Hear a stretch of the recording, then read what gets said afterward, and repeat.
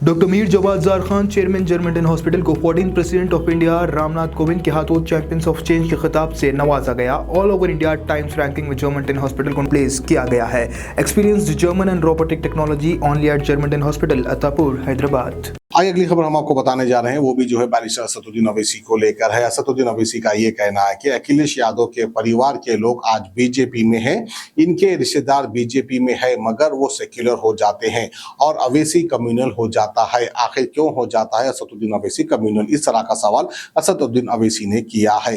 अब आप सोच रहे होंगे कि असदुद्दीन ओवैसी अब इस वक्त किसके साथ है, कांग्रेस के साथ है या इंडिया अलायंस के साथ, यानी तो फिर एनडीए अलायंस के साथ है। ऐसा कुछ नहीं है। जब भी असदुद्दीन ओवैसी कोई पार्टी के खिलाफ बोलते हैं तो पार्टी जीत जाती है। अब जाहिर सी बात है इंडिया अलायंस शायद जीतने वाली है, जिनके खिलाफ असदुद्दीन ओवैसी कह रहे हैं। क्या प्रोग्राम है अखिलेश यादव के पास? बीजेपी को रोकने के लिए कोई प्रोग्राम नहीं है। बोलते हैं कि तुम दरी बिछाओ, अपनी जवानी मुझ पर कुर्बान करो, जान दे दो, मगर मैं जिंदा रहूंगा तो सब काफी है।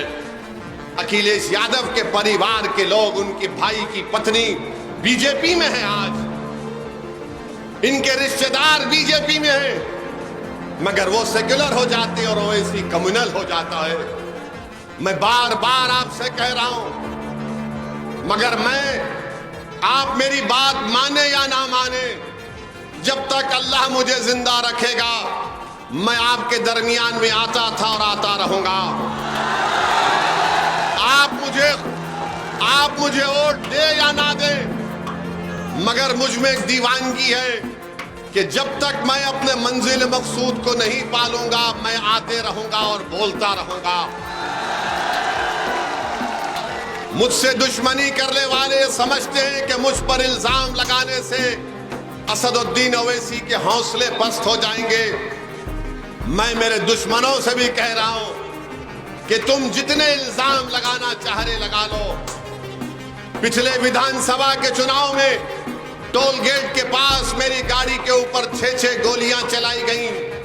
मैं उन जालिमों से भी कहना चाह रहा हूं कि तुम मेरी जिंदगी का चिराग तो खत्म कर सकते हो, मगर तुम मेरी सोच को कभी खत्म नहीं कर पाओगे इंशाअल्लाह ताला। यकीनन जो इस दुनिया में आया है, जो कोई भी इस दुनिया में आया वो चले जाएगा।